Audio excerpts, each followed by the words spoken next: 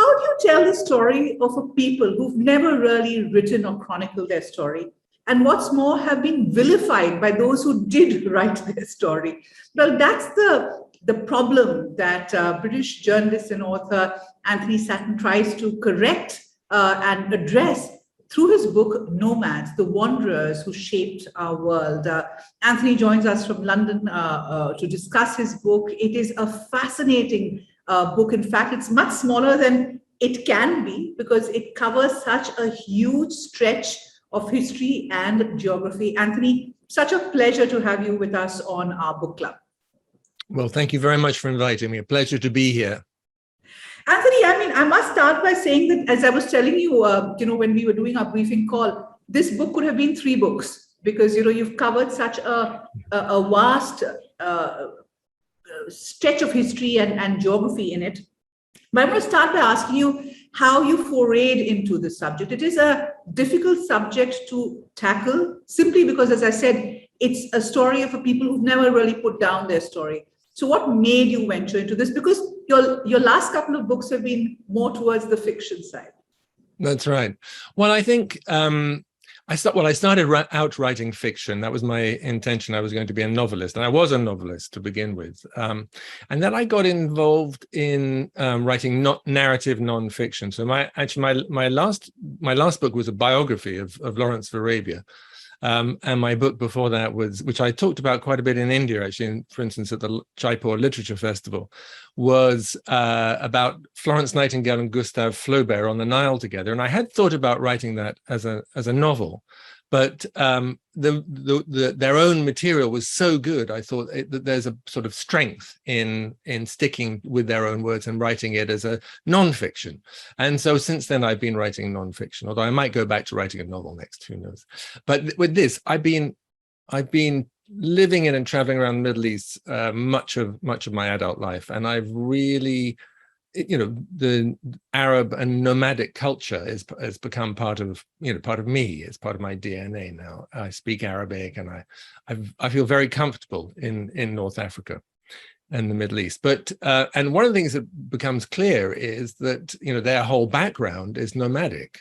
And yet here I am, I've come out of England, and my training is both storytelling, but also in history, is European history. And we don't have nomads. Well, if we do have nomads, there are 3 nomads who we can name check. There's Attila the Hun, Genghis Khan, and Tamerlane, and they are presented as the sort of the world's great destroyers. And it's true that they did do some destruction, but that's clearly not the story. And also I've been lucky enough to spend about 25 years being paid to go traveling around the world by various magazines. And I became known as the person who would go to places, that were more difficult, and they would inevitably be places that were nomadic. So, I went on a camel in the Thar Desert. I went, as soon as Myanmar opened their Andaman Islands, I went there, and there you have nomads who live on boats, the Mokon, and so I went to write about them. And the more I built up this portfolio of experiences that I'd had, the more it became obvious that there was something wrong with our history books, or at least the ones that I'd read. And also sitting behind this is a man called Bruce Chatwin, who English writer who wrote fiction and nonfiction and was obsessed with nomads. And he wrote a book about Aborigines, but his first book, which was never published, is sort of rather in the spirit of what I've done. It was called A Nomadic Alternative. And it is an attempt to try and put nomads in the picture. We live in a time of extraordinary repositioning of history, retelling of history. And so it seemed like a very good time to do it. And also, I started this about 7 years ago. And then early in my research, this ridiculous thing happened in my own country, in England, that we had the Brexit vote, which we were all confident we were going to win, and then we lost. And I wanted to write something that would be a celebration of what happens with open borders, open minds, when people are free to move and to talk and to share experiences. And so in a way, this is also a celebration of that. And I hope one of the things that comes out of it is that some of the best moments and the most creative moments and the flourishings of the world have come about through people moving and being free to move and encouraged to move, and open borders, open I have a minds. lot of questions for you, Anthony, and I'm sure our viewers will too. Because I'll tell you what I found interesting about this, and why on the book club we are expanding the horizon of our history and our understanding of history. Because I really believe that what a book like yours does is really underline the interconnectedness, the collective histories, the fact that it's all about connecting the dots. We can't look at modern geographical boundaries to try and understand the story of our own people. It is about interconnectedness. The second thing, and I love the quotes, and I'm going to use that because it I think frames the question really well. So you've taken two quotes on the interconnectedness between history and geography. The first, you have quoted somebody saying, nomads have no history, only a geography. And that was the old way of looking at it.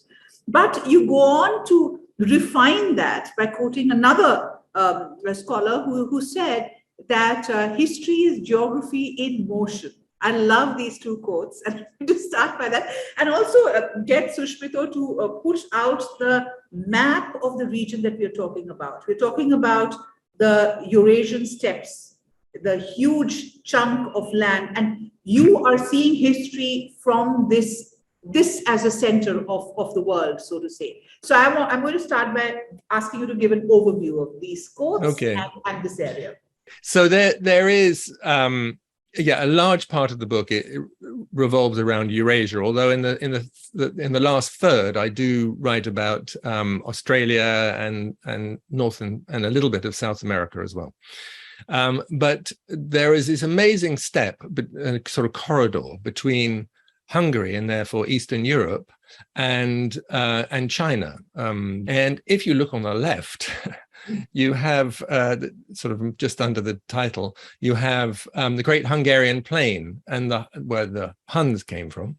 And if you saddled up and on your horse and started riding east, just when the spring flowers first come out in the Hungarian Plain, it would be possible to get the whole way across that steppe, Pontic-Caspian steppe, and then through across Afghanistan, across Kazakhstan. There's a little bit of a barrier right in the middle where the coast is now the Altai Mountains, but they are passable, and you can ride through them, particularly in the summer. And then you're across the Mongolian plateau, and then you're down into China, and you'll see. Under the Mongolian plateau, there's this name Xiongnu, and below that is sort of dotted line. Well, that's where the Chinese built the Great Wall, and the Great Wall was built to stop people who were moving across the steppes from coming into Chinese territory. Obviously, it failed. All barriers have. I mean, the Romans tried to do a similar thing on the western side of this great steppe corridor, and so across here you have a landscape that is not good for agriculture, but is brilliant for herding. And that it may well be somewhere up here is where Indo-Europeans spring from. But it's the winters are very, very harsh. The summers are very, very hot. But it provides great grazing for herds, as I said. And so it was not suited, and you can see, that in that landscape, there are not a lot of big cities. It's very good for people moving around. There's seasonal water. There are some rivers that come down through it, but generally it's somewhere that you want to pass through at the right time of year and then move on. And so out of that came these extraordinary coalitions of people. And this particular map, I mean, I remember being taught the history of the Roman Empire, which stops just beyond, where it says Pontic-Caspian steppe. That's the end of the Roman Empire, and on the other side, by the Great Wall, you have the Chinese, the Han Empire. And between the two, these were the poles of civilization in the sort of from 2nd century BC to 2nd, 3rd century AD, you have this huge area. And what it appears is that there was a coalition, an alliance of nomadic peoples. In the West, they're called Scythians. In the East, they're called the Xiongnu. We actually have no idea what they call themselves. They left no records, I mean, no written records, or very, very few. We know that the Xiongnu did not call themselves Xiongnu because I think that means something like the children of slaves, and they certainly wouldn't have called themselves that because they were very proud and powerful people. And the Greeks and the Romans write about Scythians, the Chinese write about the Xiongnu, but we don't have anything directly from the Scythians or from the Xiongnu. But it appears from burials in the east and the west of this huge area, similar style burials, which are huge mounds, maybe up to 50 or more meters around, and sometimes with 10, 20, 30 human burials inside, and lots of horses that were clearly sacrificed and buried in there with them. But whether in the east or the west of this huge corridor, you find the same sort of things. You find Chinese silk, you find gold jewelry from for instance, here is a kurgan or a burial mound. And so whether in the east or the west of this vast terrain, you find the same sort of grave goods from Europe and as far east as from China. You find silks, you find Persian rugs, you find all sorts of extraordinary and beautiful things. And so clearly, if these people were not allied politically, they were certainly trading with each other. It was a linked up world, and yet they're not in our history books. We know nothing about them. The British Museum had a big exhibition on the Scythians 5 years ago, and I don't know anybody who went to it who had heard of them before that day. They're just not part of our currency, and yet they're so cheap. It's amazing because you speak and you bring to light the story, and I didn't know about it, of a Scythian queen who killed Cyrus the Great of Persia. But I'm going to come to that. I'm curious to go back a little. And very briefly, because there's such a lot to cover, I'm going to just intersperse it with questions. The first is, you talk about the agricultural revolution and the conflict between the nomads and the settlers. And that is something that goes back deep in time. We're talking about the 12,000, 10,000 BCE.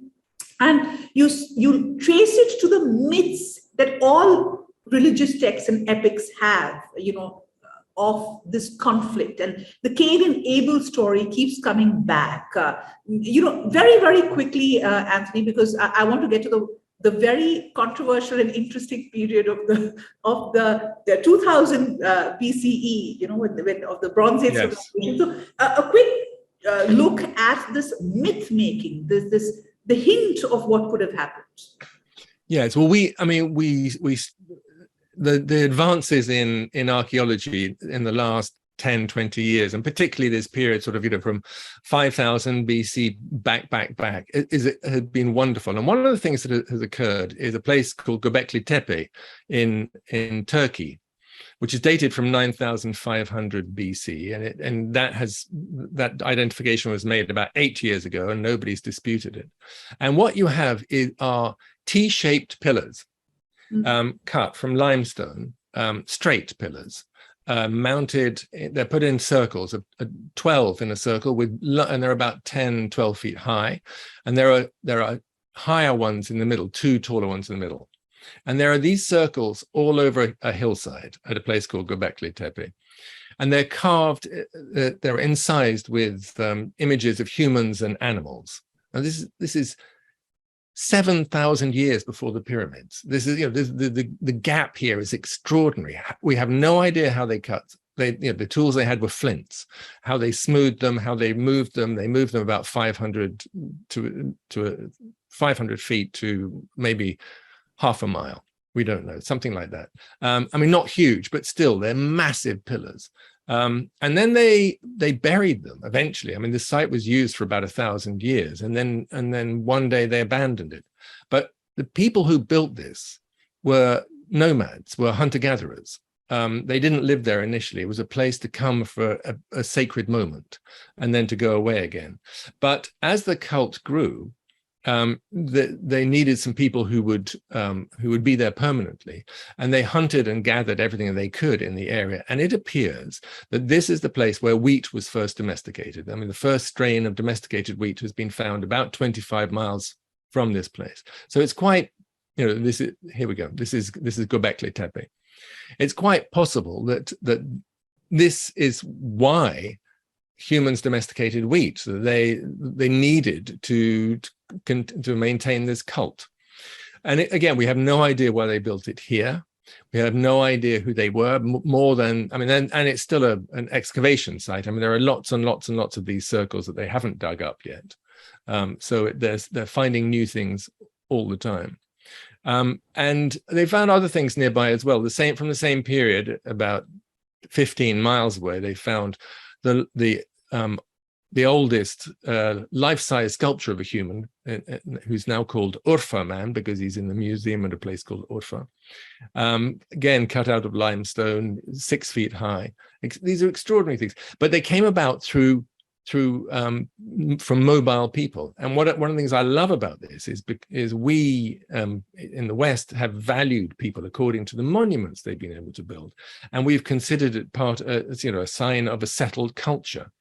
And nomads, therefore, who have tended not to build things, have tended not to be in our history. But here, at the very beginning of our history now, recorded history, we have hunter-gatherers, we have mobile people, and so that's how I open this book. I mean, I think it's a very, very exciting start, and out of that comes so much.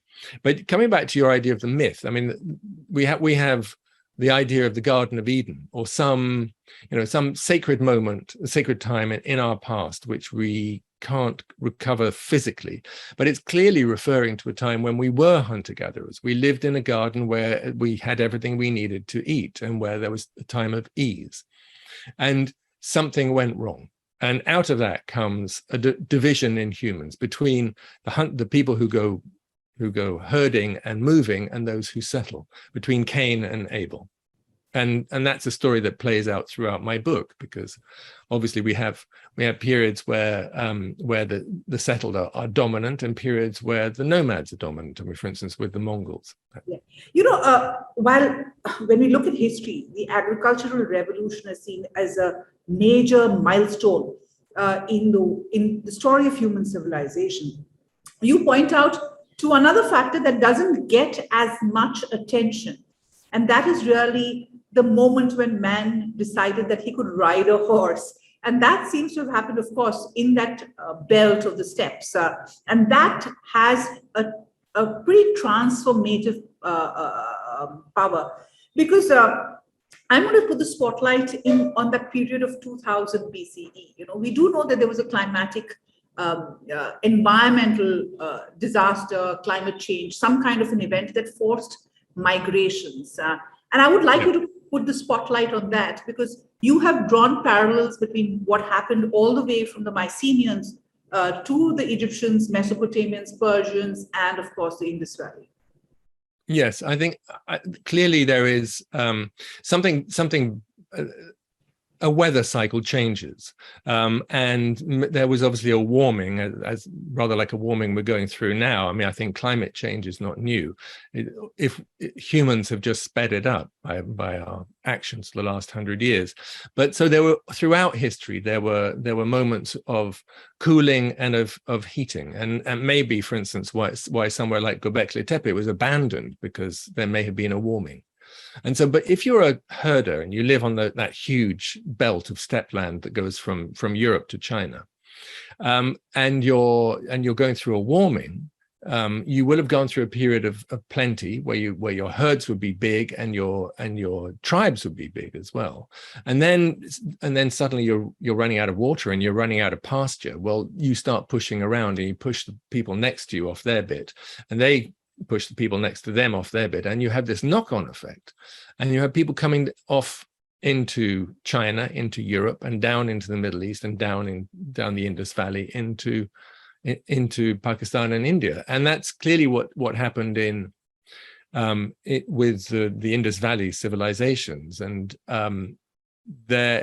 There may have been a warming already. We don't know what happened, for instance, into the cities like Mohenjo-daro and the others along the Indus Valley, but because they may have been overwhelmed by this influx of people, but they may have already been abandoned. I mean, we can't tell. But my theory is that you have these people who've come down with more sophisticated weapons. They've firstly learned how to ride a horse, and secondly, they've built chariots, and thirdly, they've created the composite bow, which is, as the Egyptians found out to their cost, is a lot more efficient. It's a bow that's made out of several pieces of wood, much longer, and has much greater accuracy and much greater range than a bow made out of a single piece of wood. And it allowed, for instance, the Hyksos, who invaded Egypt around this time, to overwhelm the pharaohs, only for 100 years, because that's how long it took the pharaohs to master the new technology and then push back.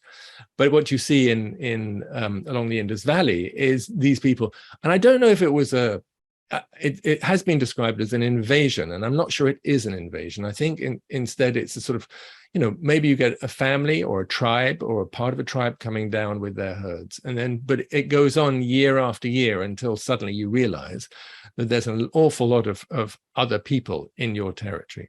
Mm. This is a very politically loaded issue. Yeah. Because, Yes. there's such a lot of controversy around it. But what most people fail to understand is that pretty much everybody has spoken of it as spurts of migration and not exodus of people into the valley. So that's one of the clarifications. And the second is, we don't, I don't think we look at what was happening in the rest of the world enough when we talk about this area.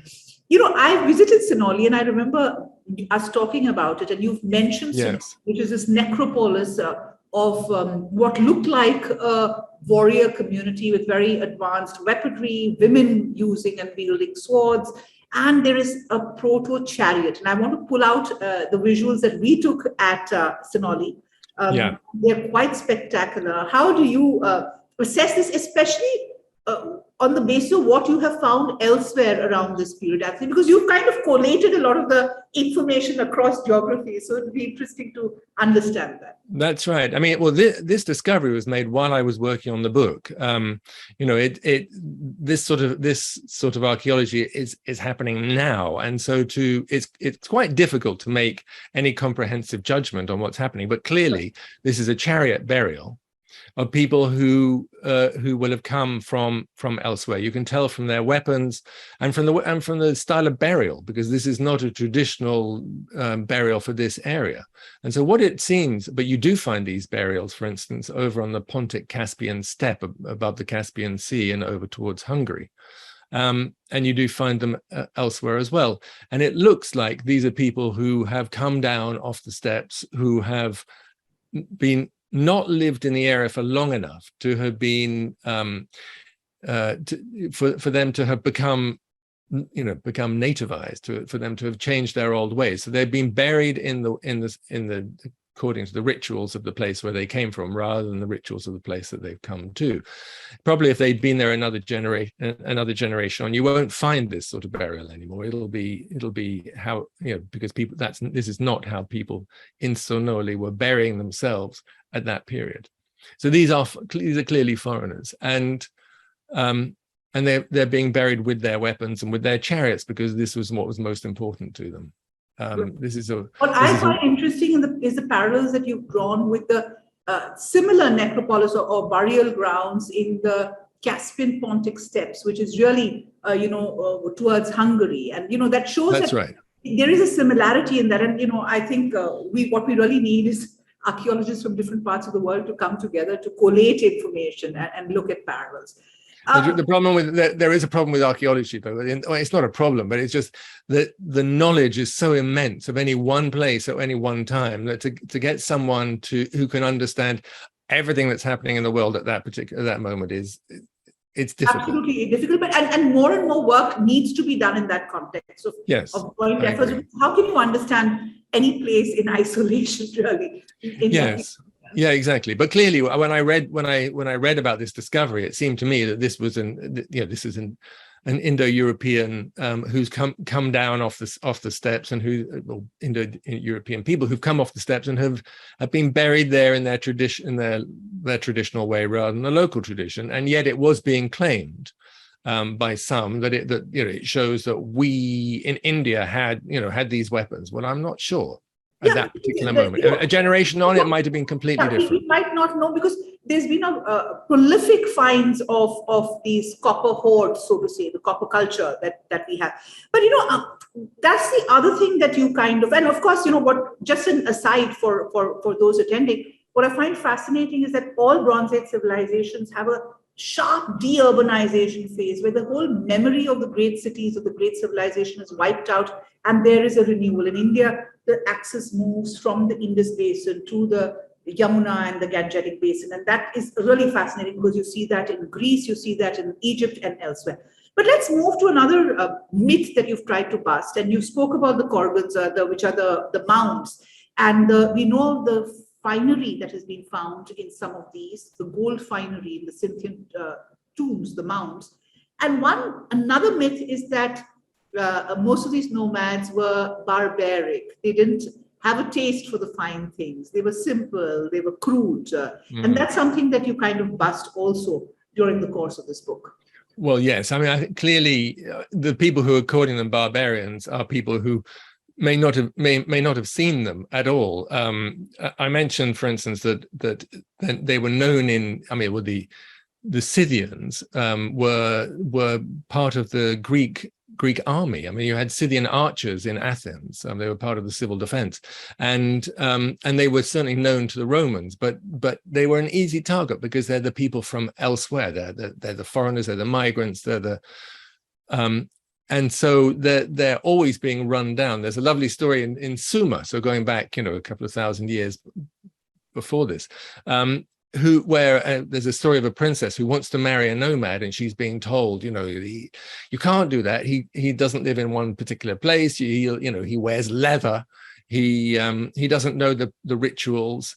He is not known. And I think this idea of not being known, as in he doesn't come from this one particular place, as a reason why she shouldn't marry. And this sense of, that nomads have always been very easy to attack because they are not known, by the settled people. But even that is a fallacy, because for most of human history, settled communities have been absolutely dependent on nomads and vice versa. And particularly, for instance, in Sumer, we know there's lots of literature from ancient Sumer. This is Iraq, where you have farmers who are reliant on the nomads coming with their herds to eat the stubble after harvest and to fertilize the fields with the animals' droppings, and then to go away. So there's always the anxiety of, will they come, and will they stay too long, and and will they push off so we can sow the next crop. But there was this dependence, and the same for nomads as well. A lot of their product, cheese and whatever else, needed to be, it's time sensitive. They needed to be able to sell it. They needed markets. They needed open borders. And so for most of human history, there has been a very happy interdependence between these two groups. And you tend to find when you get someone, like, for instance, Attila the Hun, coming forward and attacking the Romans, it's because the Romans have wanted to close the markets or the river crossings to these people who need to get across. I mean, it's an existential threat to them to have the markets closed. So they attack. Right. I'm going to take one of the viewer queries because it's an interesting question on gender. What was the gender composition of the populations of nomads that migrated to different areas of the world? There's a question by Rajita Shukla. And Rajita, I must tell you that in the necropolis, there are burials of women with a dagger, indicating that might have been their dagger, and hence women could have been warriors. And there is this lovely reference to the Scythian queen. So I'm going to hand this over to you. Yes. And talk about gender and Sure. among the nomads. What we know, and again, it's partly put together from what has been found in things like burials, as you mentioned, and partly from texts that have come from outsiders, and the occasional, for instance, from the Mongols. We know there is a written Mongol history that has survived. I mean, it's patchy, but bits of it has survived, and from the Mughals, from Babur, for instance, in his own account. That there is an absolute reverence and dependence on women, we know, for instance, with Genghis Khan and with Timur, but particularly Genghis Khan, his relationship with his wife is very well recorded. They're absolute equals. She rules the empire just as much as he does. He goes off and does the fighting, but at all the councils that have been recorded, where it's been decided where they're going to try and expand into, and his wife is always there sitting beside him and has the same status. And going back further, as you say, with these with the burials, there are high status women being buried with significant wealth and in grand style, and dressed in beautiful robes, in the sort of robes that from that period, because there's the Roman Empire period, you would find a Roman empress being buried with and surrounded by gold jewelry, gold bowls, with bronze tripods, all sorts of treasures. But you mentioned the Scythian queen Tomiris, and it's too good a story to pass over. And this is in Herodotus, and so it's recorded in the text, and it appears it has the ring of truth about it. And so there is a Scythian queen, there isn't a Scythian king. And again, we don't know who the Scythians were, we don't know what they called themselves. We assume that there's a large alliance of nomad tribes.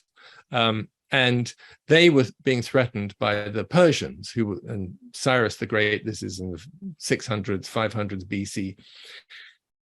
Cyrus the Great had built the Persian Empire, and was now pushing further on, and he wanted to push into Scythia, and the Scythians resisted and said, "Stay back. You stay your side of the river, we'll stay ours." And we're looking at getting into Central Asia, Kazakhstan at this point.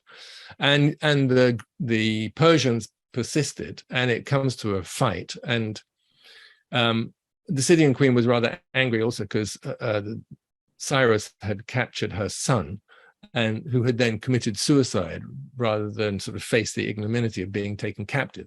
And so she wanted to avenge him. And she said to Cyrus, sent a messenger saying, "You've only come for blood. Why don't you just go home? We don't have to do this." And Cyrus persists, and there's a battle, and he is killed. And there's a story goes that she had told him that she would sate his thirst for blood. And so when his body is brought, the head is cut off and it's put into a bag full of human blood.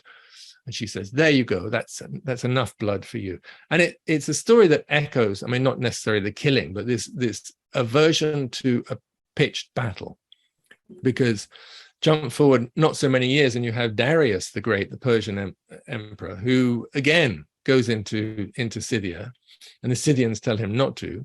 But rather than stand and fight, the Scythians, and at this point they have a king rather than the queen, they just keep moving back and back and back. And Darius, I think, has 500 or 700,000 troops. His supply lines are getting very stretched. And eventually he sends a very fast messenger to go and catch up with the Scythian king and say, "Why won't you fight? Either fight or give me the tribute as your sovereign." And the Scythian king says, "Why would we fight? We have no fields that you could burn. We have no cities that you could trash. And we don't need to fight you."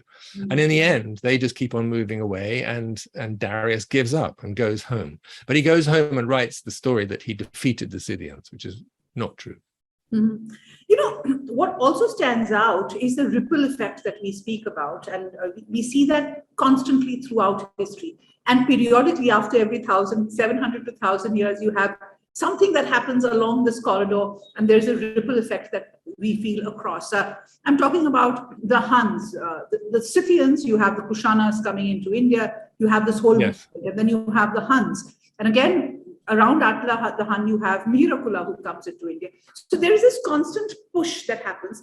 And what I didn't realize it was Attila the Hun's pushing that sent the Goths into to try and cross over into the Roman Empire as well. So this is a fascinating body of work that you have put together simply because you've connected the dots, Anthony.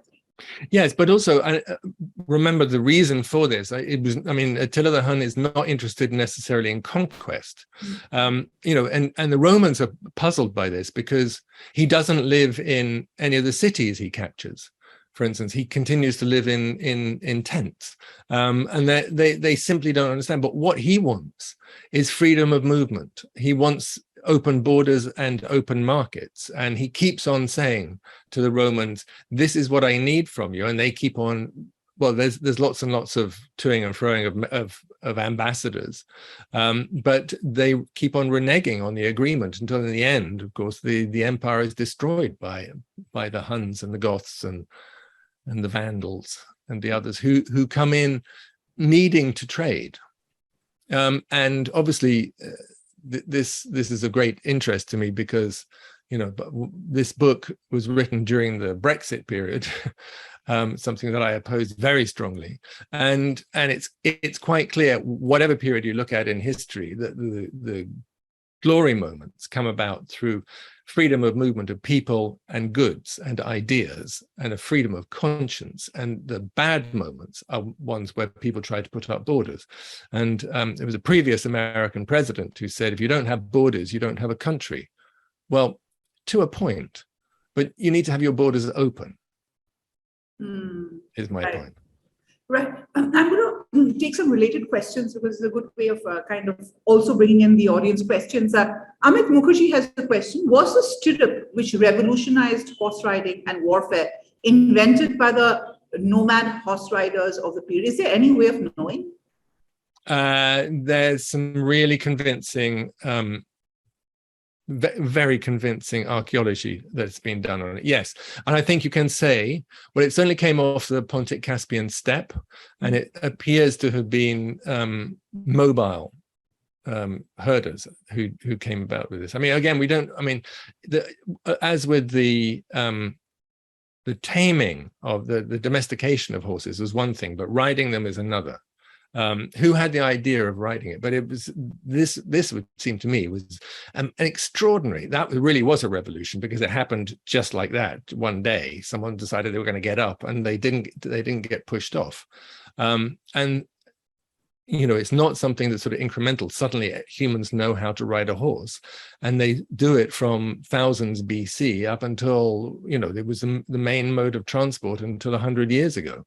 I think the New York Fire Department only got rid of their horse-drawn fire trucks 100 years ago. So it's an extraordinary thing. But I think stirrups, yes, and this is a wonderful one thing. It's called the Pazyryk carpet, and it's come out of a burial, one of those kurgans, one of those big mounds, and which period would this be, Anthony? This is Kazakhstan. So which period? I think this is about the 4th millennium BC. Oh wow! It is considered the oldest carpet in the world, and it's a beautiful thing. And I think it's in Moscow now, or St. Petersburg. But you can see horsemen all around, and there's also an image of a seated person, which seems to be detached somewhere. But the mobile world, I mean, the stirrup was and the bridle both came out of the Pontic-Caspian steppe. So that's the area just north of the steppes, just north of the Caspian Sea. That's fantastic. A 4th, 3rd century BC carpet, Pazyryk carpet, which is in Russia, as Anthony has pointed out. Anthony, what is interesting also is, of course, the fact that many of these nomads, I mean, while we call them nomads, they did seed some of the greatest empires of the world, and starts and you have this middle section, which is really about the imperial age, the age of the imperial act, as you call it, and you pick it up from the rise of Arabia to the end of the Mongol period. And then, you take it forward, and we'll come to that. But what do you think was the key for the rise of the Arabs, for instance? And Arabs, by the way, are the people of the sand, of the people of the desert. And that's how the word Yes. Arab comes, which is very interesting. But what made it click? What worked for them, do you think? I write quite a lot about the 14th century philosopher Ibn Khaldun, who, as I say, if you don't know the name, you certainly felt you've heard some of his ideas, because they play out, for instance, in sociology, but also in economics today, about taxation, about lots of things. But he writes about nomad empires, and about how the Arabs, but also the Mongols and the Persians, come out of this huge energy that, and he defines people as being in different states of innocence and development. And he talks about how city people are the most corrupt and the weakest, and how people who live in the desert, and particularly camel herders for the Arabs, are the hardest and the closest to the original state, to the state of innocence. And he devises because he looks at what happened, and nobody had done this before. He looks at the rise and fall of these empires, and he considers it takes about 3 or 4 generations between the coming together of these people behind a leader who has charisma, but also, and he calls this an asabiya, a gathering, a coming together of people who have, but behind a leader who has an idea, a project, but who can hold different people together with this idea. In this case, with the Arabs, it's the Prophet Muhammad with the idea of Islam, and then the next generation fulfill the vision, and the next generation. But eventually, you come to a time where the grandchildren or the great grandchildren or the 5th generation have become so softened by the trappings of success that they are then overwhelmed, and the empire is refreshed by new people who come out of by nomads, other nomads, and so Ibn Khaldun draws a line which I then follow the whole way from the Arabs to Timur, Tamerlane, who he actually meets in Damascus. But this rise of the Arabs is extraordinary, and if they go well to the left of the map here, to conquer the whole of North Africa and up into Spain and Portugal, and very far into the east as well. And it happens so quickly, but partly it happens because the great powers at that time were the Persians, and you can see in the middle of the map Samar and Baghdad, and the Romans in Constantinople and in Rome. And there'd been this, particularly at this time in Constantinople, the Eastern Empire, because the Western Empire was more or less exhausted. But they had been the Romans from Constantinople and the Persians had been fighting this sort of 100-year battle or whatever. They were exhausted, and along came these people out of the desert who nobody had ever heard of before. And there's a great moment where, because the Prophet Muhammad, this is most likely a legend, sent a letter both to the Persian emperor and to the Roman emperor to say, join, embrace Islam, and all will be well. And if you don't, then your empire will fall. And obviously they will. If such a message was received, you would have thought, who are these guys, and where is Arabia? Nobody had ever heard of it. And yet, very soon after that, there's one of Muhammad's messengers had been killed by a Byzantine commander, and so Muhammad sent a force, and they meet somewhere to the east of Jerusalem, and probably in what's now in Jordan, somewhere around there, and there's this great battle. But what the Arabs thought they were just going to go and punish this local commander, but it turns out there's the whole Byzantine army has just turned up, and there's this huge battle, and yet the Arabs win, and there's a lot of debate about at that time about what has happened, and the Byzantines decide that what's happened is that they are fighting for their empire, but they're probably not. Most of them are just fighting for their wages, for their salary. But the Arabs are fighting for God, for their religion, and as the Byzantines point out, it's not an equal fight.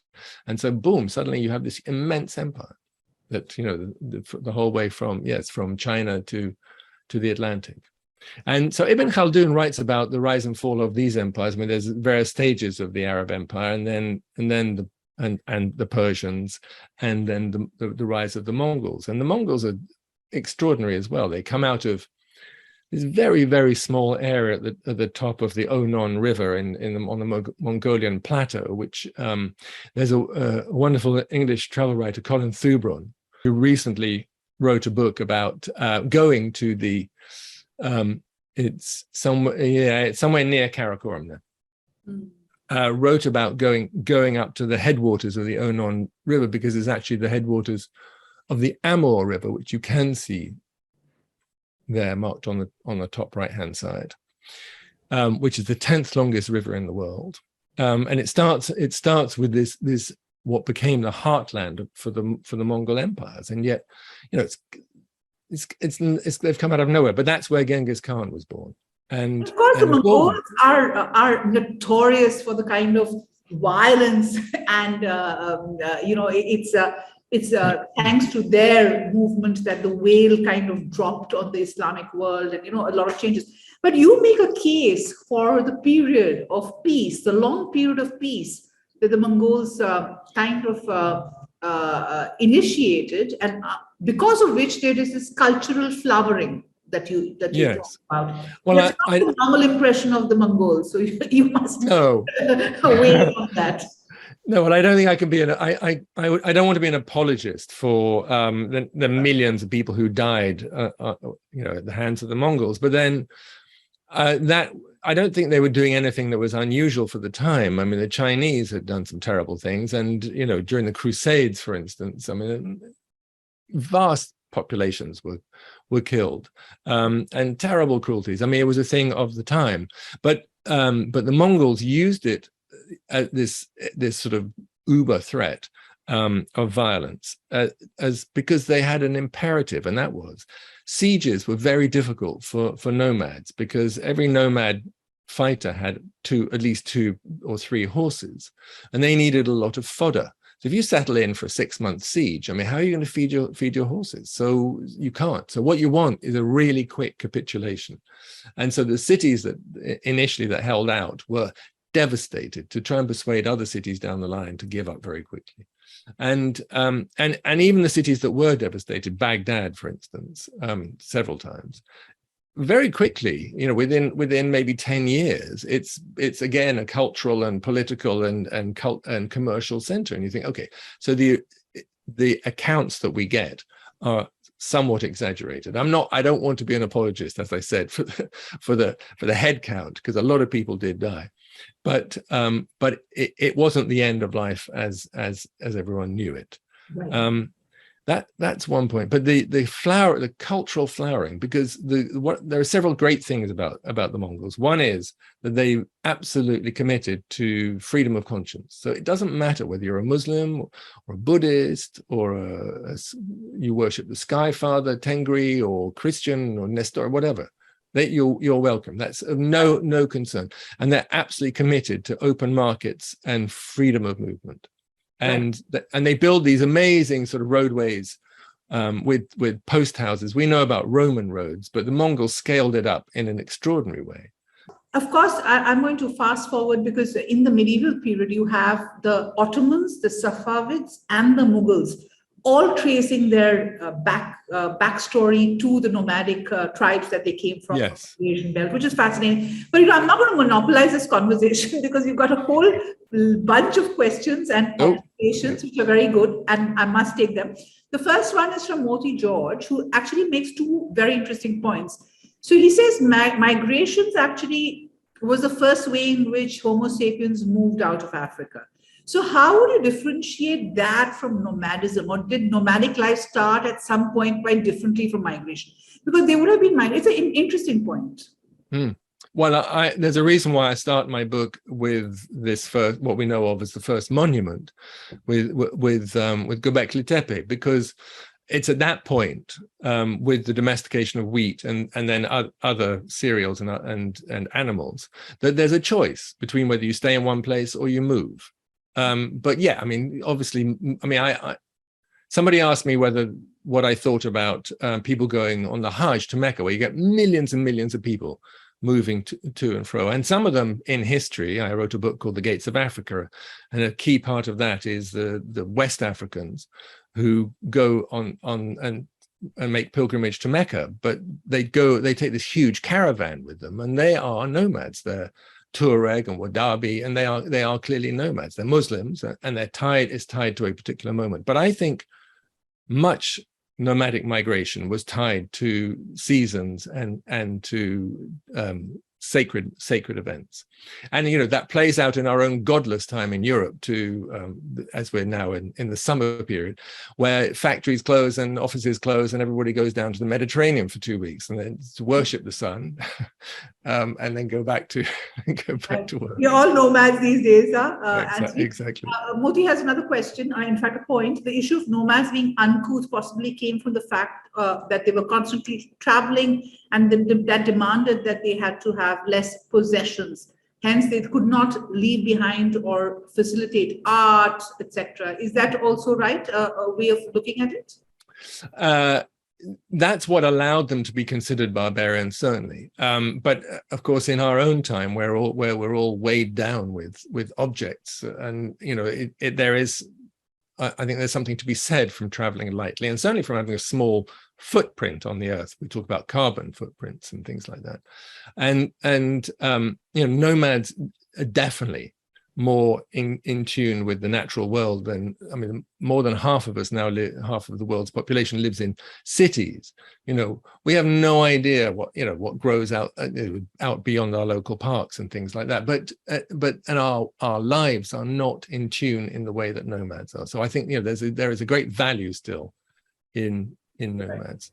If that answers the question. Rajita Shukla has a follow-on question. If you remember, she'd asked about the gender of the migrant, yes, gender balance of the migrant communities.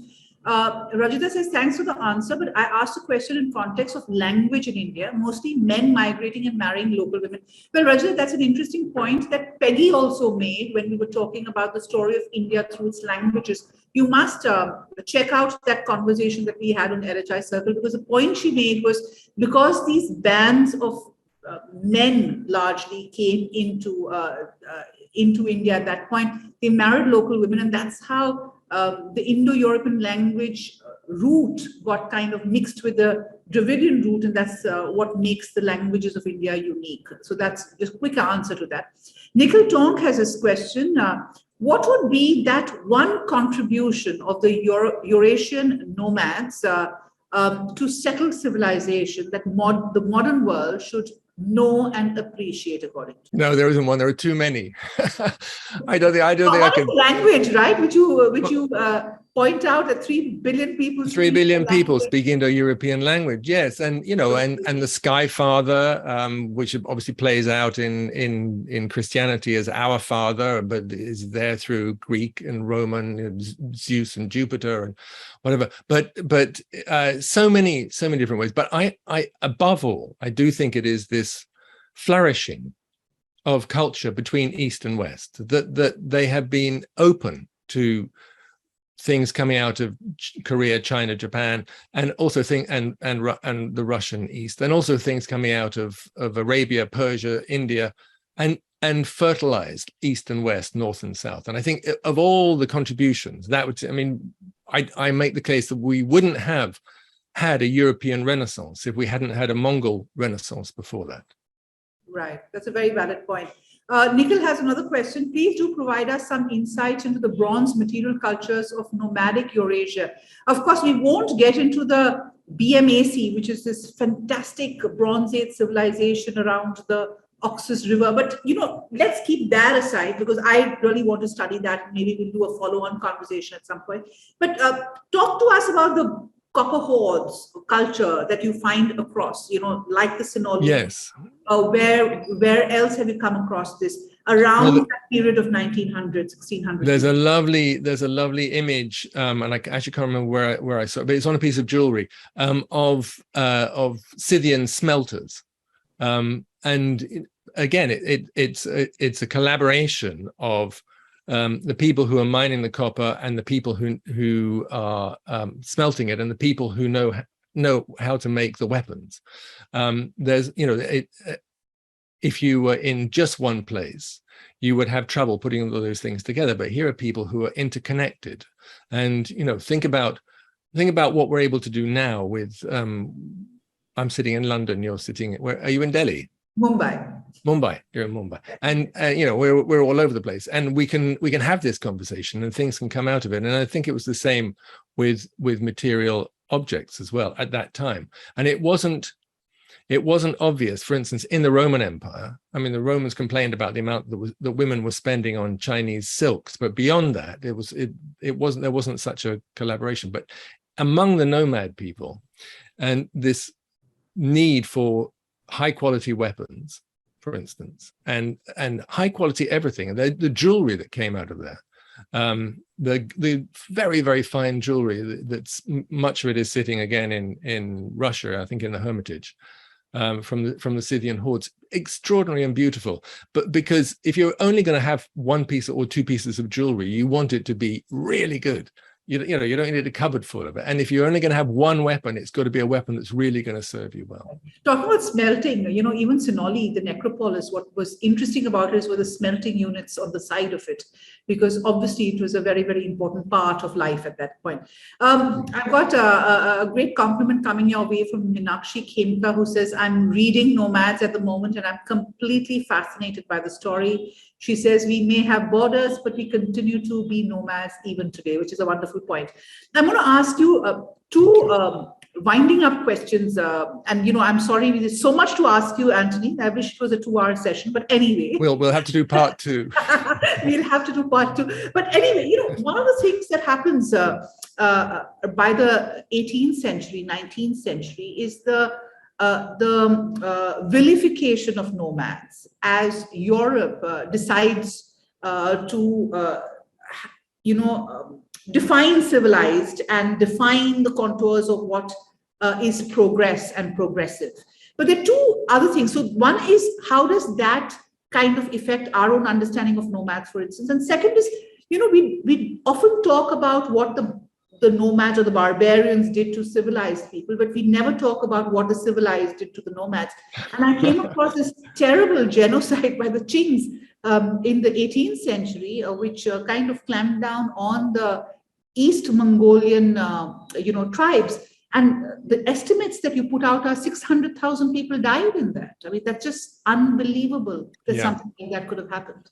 Well, not unbelievable. I mean, it comes out of several things. And one is, particularly from Europe, a European sense of superiority because of the advancement that the Renaissance allowed, and then the Age of Reason, and then the Age of Enlightenment. And by the end of the Age of Enlightenment, by the end of the 18th century, you have a sense in Europe that cultures of value are cultures that write, big libraries, and cultures that have built monuments. And there's a professor at Oxford who I write about, who describes history as a path picked through ruins.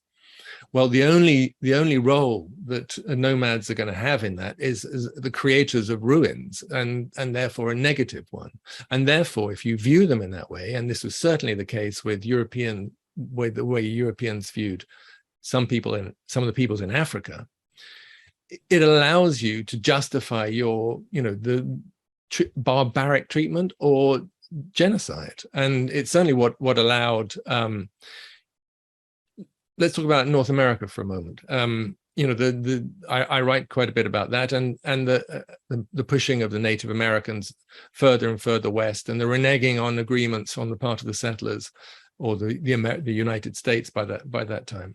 And there's a constant sense on the side of the Americans, on the side of the United States Americans, that they have a divine destiny. It's their destiny, their manifest destiny, to make all of North America continent Christian, settled, white, and therefore if the people who were living there before have to die, well, that's just unfortunate. And it's only very, very recently, for instance, I mean, I cite the population of California before the settlers arrive, and then, you know, within 100 years, I think 90% were dead. And it's only in the last couple of years that the governor of California has used the word genocide for it. It's clearly genocide. And it wasn't even American territory at that point. They had no legal stand on their point.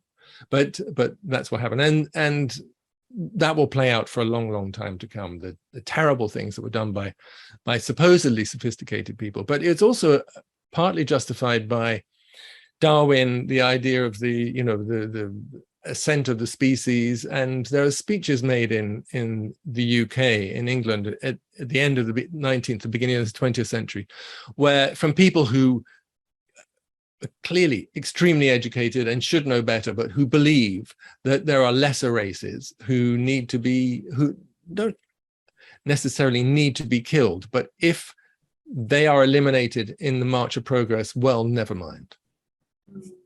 And I find that terrible. That brings me to two questions that have come up. One on what is the future of nomads? I mean, in this entire move to settle, I mean, they are now being pushed further and further into the periphery. So Moti George asked, what do you think is the future of nomads? I see a very tragic life ahead for them within the bounds of small nations in particular. And Nikhil asks the question, how can academia influence administrations to show a positive side of the Eurasian nomads, of sensitizing the commentary on these nomads? Well, I think most people have one of two very extreme responses to nomads. They either get very nostalgic and romantic about them, or very hostile. And when you think about Mongolia now, I mean, there's a reason why Mongolians continue to be nomadic, because most of their country just is not suited to agriculture. If you don't have herders on the land, then there won't be anybody. And that, therefore, for that you need nomads. And most nomads do, and probably always have, moved between summer and winter pastures. They're not just wandering aimlessly from place to place. They have their places where they go in the summer and the winter to feed their herds. So I wrote about a particular tribe in Iran, the Bakhtiari, who I visited several times, and they move up and down from the edge of the Mesopotamian plain near the Iraqi border up into the mountains above Isfahan. And there is a ministry now in Iran that looks after nomadic affairs, and although they encourage nomads to settle, offering children the chance of an education. But if you want an education, you have to go to a school. And if you want to go to school, you have to be in one place. And elder people, healthcare. And so more and more people are leaving the mobile life and settling down. But it's still the case that I think a third of Iran's meat is produced by nomadic herders. And which would suggest, therefore, that the day is not done yet. But I think, and I've seen nomads who are now moving with some really fancy tents, and they have, they've got TVs, they still have to pack it all up. But because they're moving between summer and winter pastures, most of them are not now going on horse or donkey or whatever. They're going on a truck. There's a huge truck comes, the fridge, the tent, and everything else goes into it, and then they move down, or up to the other place. So I can't see why it wouldn't continue. I think also the composition of nomads is changing, right? People are moving across the world with their suitcases and going across continents. But I'm so happy that you have written this book on nomads, Anthony. It's a story that needs to be told, a story that needs to be understood, a story that needs a lot of work. Tara Hasnain has this question, and I must take this. What about the Chinese state's treatment of the Tibetan nomadic people? I mean, that we know of, and we know that India has given them refuge, and the Dalai Lama lives here. But it's really sad. Meenakshi spoke about the Aborigines in Australia. Again, a pathetic treatment to that community, and our history is littered with terrible atrocities against people, which are not chronicled. And that is why it is important to tell the story of the nomads, because in that way you are also reflecting what has happened to them through history. Of course. And that, I mean, what China is doing is obviously, I mean, inexcusable. And yet, of course, there's a background to it, because Xinjiang, the area of the Uyghurs, was the homeland of the Xiongnu 2,000 years ago. It's an age-old battle that has played itself out again and again and again. And maybe this time, the people from the other side of the Great Wall will manage to destroy their age-old enemy, but maybe they won't. I mean, I hope not. History repeats itself, and this conflict continues. Ani Chitle writes that it's been a highly educational, fascinating, and thought-provoking discussion. Thank you very much. Thank you. Ani, for joining us, and thank each one of you for being part of this discussion. Anthony, wonderful to connect with you. Hope to have you on LHI Circle often, and as part of discussions. And it's been a real pleasure to have you on. You must read the book, The Nomads. It's really, really fascinating. Thank you, Minnie. It's been a pleasure. Thank you.